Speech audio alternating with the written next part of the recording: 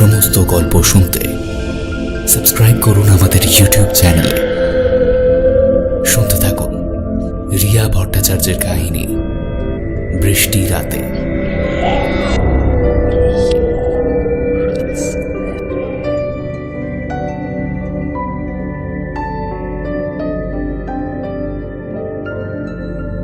ধরুন আপনার সুদীর্ঘ রিলেশনশিপে একটা বড়সড় ফুল স্টপ লেগে গেছে, দি এন্ড।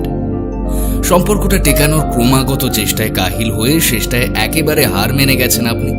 অসম্ভব খিদে আর তেষ্টায় জল ঢেলে নিতান্তই ভারাক্রান্ত হৃদয়ে বিছানা নিয়েছেন। আপনার কান্না পাচ্ছে, কিন্তু কাঁদতে নিজেই নিজের কাছে লজ্জা পাচ্ছেন, তাই কাঁদা টাদা হচ্ছে না। চিত হয়ে শুয়ে আছেন, চোয়াল শক্ত হয়েছে, হাত দুটো দুপাশে, উপরের বন বন করে ঘুরতে থাকা ফ্যানের দিকে চেয়ে আছেন। আপনার মাথার ভিতরেও তখন ওভাবেই সবকিছু ঘুরছে, সব কেমন তালগোল পাকাচ্ছে। আপনি মাথা থেকে যতই ওগুলো ঝেড়ে ফেলে দিতে চেষ্টা করছেন, ততই আরো জাঁকিয়ে বসছে মাথায়। আরো অনেক কিছুই হবে, কিন্তু কি বলছি এসব? কিসের কথা বলছি? ব্যর্থ প্রেম। এক মিনিট, একটা দীর্ঘশ্বাসের সাথে। ব্যর্থ প্রেম। আচ্ছা, আপনাদের মধ্যে কারা কারা এরকম বহু প্রত্যাশিত প্রেম পাননি, বা এই জীবনে সেই নির্দিষ্ট প্রেম আর পাওয়ার সম্ভাবনা নেই বলে মনে করেন? না, আপনাদের ব্যথা ভরা কাহিনী নিয়ে বিশেষ একটা ঘাঁটাঘাঁটি করে লাভ নেই। ওটার পরিণতি সদ্গতি আগা গোড়া আপনারই একান্ত ব্যক্তিগত হয়ে থাকুক, তা সে স্মৃতিতে হোক, বিস্মৃতিতে হোক, বা নিজের পক্ষে নিছক কল্পনায়। আপনাদের যেটা বলার, মানে ব্যর্থ প্রেমিক প্রেমিকাদের উদ্দেশ্যে যেটা বলার, চাপ নেবেন না বস, ভেঙে পড়ার কিছু নাই, কারণ সবার জন্য থাকবে একটা সেকেন্ড চান্স। অন্তত আমাদের আজকের গল্প তাই বলছে। চলুন তাহলে শুনে নিন রিয়া ভট্টাচার্যের কাহিনী বৃষ্টি রাতে। গল্পটা কিন্তু ভূতের, ভয় পাওয়াটা ম্যান্ডেটরি। শুনতে থাকুন রিয়া ভট্টাচার্যের কাহিনী বৃষ্টি রাতে।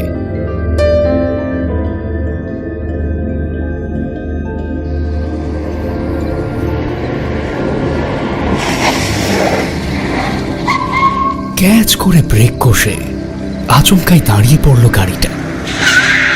ড্রাইভার মাধববাবু প্রাণপণে চাবি ঘুরিয়েও আর চলমান করতে পারলেন না যান্ত্রিক জগৎতলকে। শুধু বার কয়েক অন্তিম আর্তনাদ করে ঝাঁকুনি দিয়ে কেঁপে থেমে গেল সে। পেছনের সিটে গা এলিয়ে শুয়েছিল সোহিনী, বিখ্যাত গায়িকা সোহিনী গুপ্ত। গায়ের ওপরে চাপা দেওয়া দামি শাল মাথা পর্যন্ত এসে আড়াল করেছে মুখমণ্ডলের সৌন্দর্যকে। কাটা কাটা নাক মুখের অবয়বে প্রখর বুদ্ধিমত্তার ছাপ। আজ গানের অনুষ্ঠান ছিল মফস্বলে, শেষ হতে হতে প্রায় মাঝরাত। এত রাতে জিটি রোড প্রায় জনশূন্য। মাঝে মাঝে শুধু তীব্র হেডলাইট জেলে হুশ করে গতির তুফান তুলে চলে যাচ্ছে মালবাহী ভারী ট্রাক। বিকেল থেকে প্রবল বৃষ্টিপাতে জনজীবন হয়েছে বিপর্যস্ত। এখন বৃষ্টি থামলেও ঠান্ডা আবহাওয়ার রেশ রয়ে গেছে পুরো দমে। মেঘলা আকাশের বুকে কুয়াশার আবছায়া স্তর। গাড়িতে শুয়ে কেমন তন্দ্রা মতো এসে গিয়েছিল সোহিনীর। আচমকা ঝাঁকুনি ও গাড়ির কর্কশ শব্দে বিরক্ত ভরে চোখ মেলল সে। কি ব্যাপার মাধবদা, গাড়িটা আচমকা এখানে এভাবে থামালেন কেন? থামাইনি দিদিমণি, নিজেই থেমে গেছে। অত দামি নতুন গাড়ি, আচমকা কি হলো বুঝছি না। অস্বস্তি সহকারে জবাব দিলেন মাধববাবু। আচ্ছা সত্যি করে বলুন তো, আপনি কোনো ভুল করেছেন কি? গত সপ্তাহেই তো কিনেছে প্রতি গাড়িটা, এর মধ্যে তো কোনো সমস্যা হওয়ার কথা নয়। জানলার কাঁচ নামিয়ে ঠোঁটের আগায় নেভিকার সিগারেটের স্ফুলিঙ্গ জ্বালাতে জ্বালাতে ভ্রু কুঁচকে প্রশ্ন করে সোহিনী। না না ম্যাডাম, আমি কিছু করিনি। অনেক বছর ধরে গাড়ি চালাচ্ছি, সেই প্রতীকবাবুর বাবার আমল থেকে আমি ওনাদের গাড়ি চালাই। আজ পর্যন্ত ছোটখাটো অ্যাক্সিডেন্টও হয়নি। প্রতীকবাবু এই গাড়িটা কেনার আগে আমি ওনার মার্সিডিজটা চালাতাম। সেটা আরো দামি গাড়ি ছিল। আহ থামুন, মাঝরাতে কি করেছেন কি করেননি তার ফিরিস্তি চাইনি আপনার কাছে। বাইরে বেরিয়ে দেখুন গাড়িটার কি হয়েছে। গলার স্বরে একত্রে ক্ষোভ ও উষ্মা মিশিয়ে বলল সোহিনী। গাড়ির দরজা ঠেলে বাইরে বেরিয়ে এলেন বর্ষিয়ান মাধববাবু। ষাট লাখি অডি গাড়ির বনেট খুলে খুটখাট শুরু করলেন অভিজ্ঞ ক্ষিপ্রতায়। অন্ধকারের স্থবিরতা ভেদ করে এক হাতে জ্বলে রইল 4 সেলের টর্চ। নিরঙ্কুশ অন্ধকার, যেন একতলা ভূষকালি কেউ লেপে দিয়েছে রাতের আকাশে। এমন রাতে চুপি সারে জেগে ওঠে অবসাদ। বেপরোয়া আততায়ীর মতো তারা কুড়ে কুড়ে খায় তাদের শিকারকে। সাক্ষী থাকে এক ফালি মেঘ, একাকী ও অসহায়। পার্সের ভেতর থেকে মোবাইল বের করে একবার সময় দেখে নিল সোহিনী। রাত 2:10। কাঁচ নামানো গাড়ির অন্দরে মৃদু বাতাসের সঙ্গে প্রবেশ করছে বৃষ্টি ভেজা মাটির সোঁধা গন্ধ। প্রতীককে ফোন করা এখন কোনো মতেই সম্ভব নয়। মোবাইল নেটওয়ার্ক এখানে আনঅ্যাভেলেবল। দুপাশে দিগন্ত বিস্তৃত ধান খেতে ঝিঁঝি পোকার ডাক ছাড়া অন্য কোনো শব্দ নেই। যেন মুহূর্ত থমকে গিয়েছে জাদুকাঠির ছোঁয়ায়। দূর দূরান্তে আলোর চিহ্ন মাত্র নেই। শুধু মাঝে মাঝে আকাশের বুক চিরে ঝলসে উঠছে বিদ্যুৎ। আধ খাওয়া সিগারেটটা দূরে ছুঁড়ে ফেলে গাড়ি থেকে নেমে দাঁড়ায় সোহিনী। প্রাণ ভরে টেনে নেয় শহরের কলুষিত বাতাসের ছোঁয়াহীন স্নিগ্ধ প্রকৃতিকণা। অন্ধকার যেন আলগোছে স্পর্শ করে কত কথা বলে যায় তাকে। দিদিমণি, বলছি এ গাড়ি রাতে ঠিক হওয়ার নয় দিদিমণি। কাল সকালে মেকানিক ডাকতে হবে মনে হচ্ছে। সোহিনীর সামনে এসে মাথা চুলকোতে চুলকোতে বলেন মাধববাবু। আচ্ছা মুশকিল করলেন তো আপনি। এত রাতে এই জনমানুষহীন জায়গায় কোথায় যাব আমি? আশেপাশে হোটেল তো দূর, একটা বাড়ি পর্যন্ত নেই। কাল সন্ধে আমার আমেরিকার ফ্লাইট, কিভাবে যাব বলতে পারেন? ক্রুদ্ধ হয়ে গড়গড় করে সোহিনী। প্রতীককে 2-3 বার ফোন লাগাবার ব্যর্থ চেষ্টা করে সে, লাগে না। অবশ্য সে জানে এখন তাকে ফোন লাগিয়ে কোনো লাভ নেই। নবাপুত্র কার বিছানা এত রাতে গরম করছে কে জানে। দিদিমণি, আপনি চিন্তা করবেন না। আপনি রায়বংশের পুত্রবধূ, এত বছর ধরে তাদের নুন খাচ্ছি, কিছু না কিছু ব্যবস্থা করবই। আপনি একটু দাঁড়ান, আমি দেখছি। গলায় জোর এনে মাথা নাড়িয়ে বললেন মাধববাবু। পুত্রবধূ, ব্যথা তোর এক চিলতে হাসি দেখা দিয়েই মিলিয়ে যায় সোহিনীর ঠোঁটের কোণায়। অন্ধকারে সেই হাসির জ্বলন্ত ভাস্কর্য চোখে পড়ে না মাধববাবুর। মফস্বলের উঠতি তরুণ প্রতিভা সোহিনী গুপ্তকে এক গানের রিয়েলিটি শোতে দেখে পছন্দ হয় বিখ্যাত মিউজিক কোম্পানি রায়ানের কর্ণধার ও প্রতীকের পিতা সমরেন্দ্র রায়ের। গানের অ্যালবাম করার সুযোগ, নাম, যশ ও অর্থের বিনিময়ে নিজের নেশাগ্রস্ত লম্পট পুত্র প্রতীকের জন্য সোহিনীকে কিনে ফেলেন তিনি। সোহিনীর দরিদ্র পিতামাতা নিজেরাই দস্তখত করেছিলেন মেয়ের বিক্রয়নামায়। বদলে পেয়েছিলেন কলকাতার পশ এলাকায় 3 BHK ফ্ল্যাট। আজ থেকে 2 বছর আগে জীবন থেমে থাকেনি, চলেছে নিজের রাস্তায়। আর ভীতু নম্র সোহিনী নিজেকে বদলে নিয়েছে অহংকারী ব্যক্তিত্বময়ী দাপুটে গায়িকায়। প্রতি বছর নানা পুরস্কারে ভরে উঠছে অভিজাত ড্রয়িং রুমের ক্যাবিনেট। দিদিমণি, ওই দেখুন আলো। আমার মনে হয় ওখানে বাড়ি আছে কোনো। চলুন আপনাকে পৌঁছে দিয়ে আসি। আমি না হয় রাতটা গাড়িতেই কাটিয়ে দেব। আঙুল দিয়ে দিক নির্দেশ করে ব্যস্তভাবে বললেন মাধববাবু। তার নির্দেশিত দিকে চেয়ে এবার সত্যিই 2-1টি আলোর ফুটকি দেখতে পায় সোহিনী। এতক্ষণ কেন দেখতে পায়নি কে জানে। চলুন, তাড়াতাড়ি চলুন দিদিমণি। এভাবে অন্ধকার রাস্তায় এত রাতে একা দাঁড়িয়ে থাকা ঠিক নয়। সোহিনীকে তাড়া দিয়ে টর্চ হাতে ডান দিকের মেঠো পথ ধরে এগোন মাধববাবু। পিছনে হিল তোলা জুতোয় কাদা মাটিতে হোঁচট খেতে খেতে এগোয় সোহিনী। মাঠের প্রায় মাঝখানে ঝোপঝাড়ে প্রায় ঢাকা ছোট্ট টিনের চালার ঘর। মাঠের ধান দেখাশোনা করার জন্য একজনের মতো করে বোধহয় তৈরি হয়েছে এটি। তার ভেতর দিয়েই বেরিয়ে এসেছে আবছা আলোর রেখা। কেউ কি আছেন ঘরে? কেউ আছেন? দরজাটা খুলুন। টিনের দরজায় অধৈর্যভাবে হাতের চাপড় মারেন মাধববাবু। পাশে গায়ে শাল জড়িয়ে বিস্মিত মুখে দাঁড়িয়ে থাকে সোহিনী। টুক করে খুলে যায় দরজা। ফাঁক থেকে উঁকি দেয় চাদর মোড়ানো এক অস্পষ্ট অবয়ব। হাতের ইশারায় সোহিনীকে ভিতরে আসতে ও মাধববাবুকে চলে যেতে বলে ঢুকে যায় ঘরে। কিছু বলবার জন্য মাধববাবু মুখ খোলার আগেই সোহিনী বলে ওঠে, আপনি গাড়িতে ফিরে যান মাধবদা, আপনার কাজ শেষ। কাল গাড়ি ঠিক করে সোজা প্রতীকের কাছে চলে যাবেন, সাথে আমার ফোনটা নিয়ে যান। এই বলে মাধববাবুর দিকে নিজের স্ক্রিন ভাঙা ফোনটা এগিয়ে দেয় সোহিনী। কি দিদিমণি, আপনার ফোন ভাঙলো কি করে?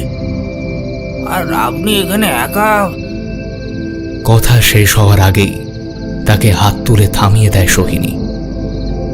তারপর দুর্বোধ্য ফ্যাঁস ফ্যাঁসে গলায় বলে, তাড়াতাড়ি ফিরে যান মাধবদা। এই ফোনের এসডি কার্ডটা কাল সকালের মধ্যে লালবাজারে পৌঁছে দেবেন। আর মা বাবাকে বলবেন তাদের বিক্রি হয়ে যাওয়া মেয়ে তাদের আজীবন থাকা খাওয়ার ব্যবস্থা করে গেছে। আমার শোয়ার ঘরের আলমারিতে করে যেন দেখে নেয়। আপনি বিশ্বস্ত, তাই বললাম।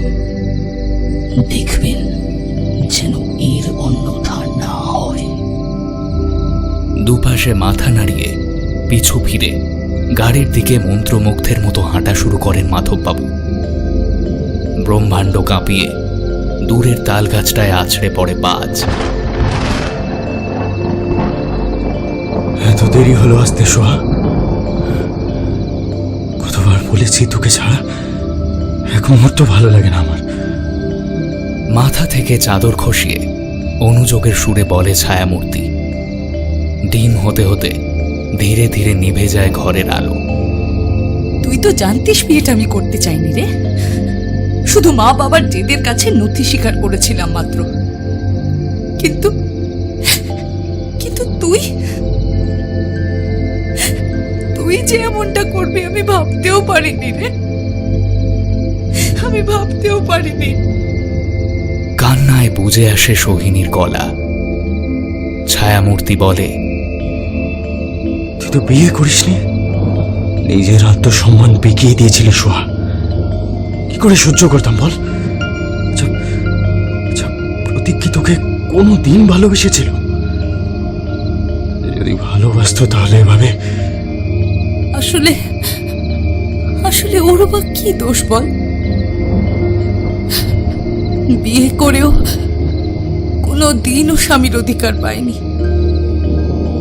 কাঁ তো কার অন্য মেয়েকে দিয়ে মন ভরে বলতো? আচ্ছা আচ্ছা, তুই কি প্রতীককে ভালোবাসিস? সত্যি করে বল। তো এভাবে এত বড় ঘটনা ঘটাবার পরেও তাকে ক্ষমা করিস কিভাবে? ঠিক জানি না রে, শুধু এইটুকু জানি যে এতদিন তুই যেভাবে অপেক্ষা করেছিস সেখানে, এবার সেও করবে অন্য কোনোখানে। এগিয়ে এসে সোহিনীর গায়ে জড়ানো শালটা খুলে ফেলে ছায়ামূর্তি। গোলাপি শাড়িতে লেগে চাপ চাপ কালচে জমাট বাঁধা রক্ত। আচ্ছা, খুব ব্যথা পেয়েছিলি না? প্রতীক যখন তোকে ওভাবে কোপাচ্ছিল কত রক্ত বেরিয়েছে। ততটাই লেগেছিল যতটা তুই যখন তোর গলার নলি কেটেছিলি তখন তোর লেগেছিল।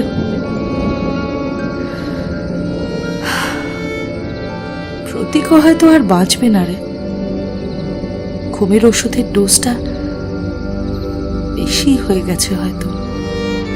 তোর কি দরকার ছিল এভাবে শো করতে যাওয়ার? হারিয়ে যাওয়ার আগে শেষবার বৃষ্টি মেখে আমার চেনা মফস্বলটাকে দেখতে চেয়েছিলাম যে। আর আর কখনো হারিয়ে যাবি না তো সোহিনী? আগলে রাখবি মরণের পারে। হারাবার আর উপায় নেই, কিন্তু প্রতীক যে ওইভাবে হানা দেবে গ্রিন রুমে, নিষ্ফল আক্রোশে কুপিয়ে কুপিয়ে ছাড়খাড় করে ফেলবে আমার নশ্বর শরীর, আমি কি ভাবতে পেরেছিলাম? প্রতিবার শোয়ের শেষে বেশ কিছুক্ষণ একা থাকি গ্রিন রুমে, চোখ বন্ধ করে ভাবি তোর কথা, ফেলে আসা সেই সময়গুলোর কথা, যাদের চাইলেও হাতের মুঠোয় বন্দি করতে পারিনি আমি। তুই তো জানতিস প্রতীক তোকে মারতে চায়। হ্যাঁ, জানতাম। আজকাল কারণে অকারণে ক্ষেপে উঠত, ড্রিঙ্কের মাত্রাও খুব বাড়িয়ে দিয়েছিল। শেষবারের মতো যেদিন ও আমাকে চাইতে এলো, আমি ওকে ফিরিয়ে দিয়েছিলাম। সেই দিনই বলে দিয়েছিল বাঁচতে দেবে না আমায়, কিন্তু ওটা যে এত তাড়াতাড়ি হবে আমি ভাবিনি।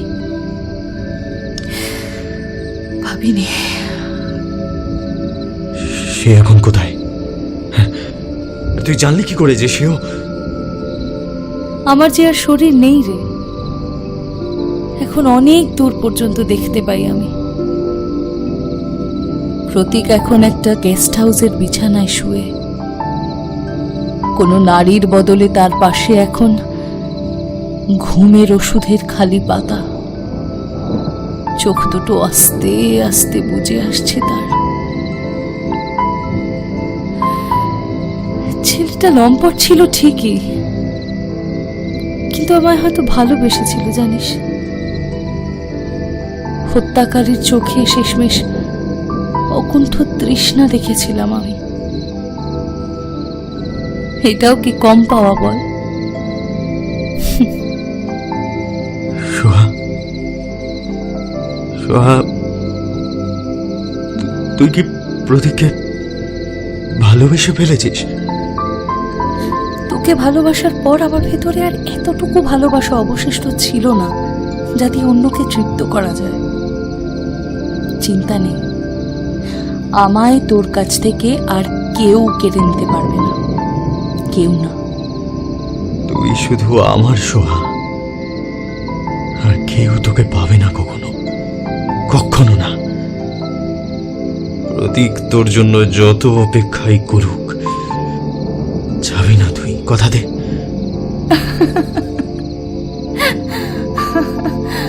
এইবারে খিলখিল করে হেসে ওঠে সোহিনী, চোখে ছদ্ম রাগ ফুটিয়ে তুলে বলে, আচ্ছা, যদি প্রতীকেরই হওয়ার হতো তবে এভাবে তোর কাছে ফিরতাম?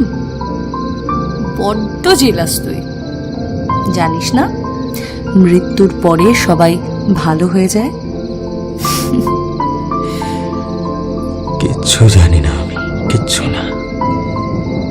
শুধু জানি সোহিনী এখন আমার, আর সে শুধু আমারই থাকবে, আমারই। আমি শুধু তোরই থাকবো। নিঃশব্দে ছায়ামূর্তির বুকে মাথা রাখে সোহিনী। প্রথম প্রেম এভাবেই বাংময় হয়ে ফিরে আসে মৃত্যুর পর। বাইরে ঝুমঝুমিয়ে বৃষ্টি নামে, ভেতরে অন্ধকারের চাদরে মুড়ে আদর মাখে দুই অশরীরী এক বৃষ্টি ভেজা রাতে।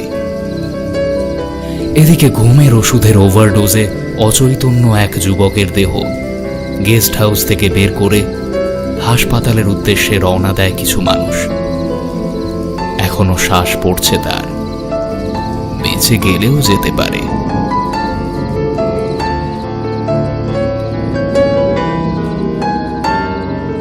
দেখলেন তো কেমন সেকেন্ড চান্সে প্রেমটা জমালো সোহিনী আর ছায়া মানুষ। সরি, ছায়া মানুষের আধার কার্ডে লেখা নামটা জানা নেই। যাই হোক, এই লকডাউনের বাজারে একটা উপদেশ দিই, আপনারা ঘরে বসে তেলে ভাজা মুড়ি খেতে খেতে নিজের দুঃখভারী কাহানি সোশ্যাল মিডিয়ায় শেয়ার করুন, গাদাগুচ্ছের স্যাড ইমোজিওলা সিম্প্যাথি করুন, সব ঠিক আছে, কিন্তু প্লিজ প্লিজ সত্যি সত্যি দুঃখ পেয়ে মাথা মন ইত্যাদি ভারী করবেন না, কারণ আপনি তো জেনে গেলেন যে একটা সেকেন্ড চান্সও থাকবে। সো বিন্দাস থাকুন আর ওয়েট করুন সঠিক সময়ে, কিউকি সবকা টাইম আয়েগা।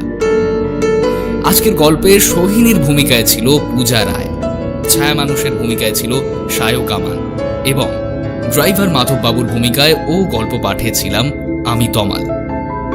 আবহ ও শব্দ সংযোজন করেছে সায়ক, পোস্টার ডিজাইন করেছে কভারম্যান অভিব্রত।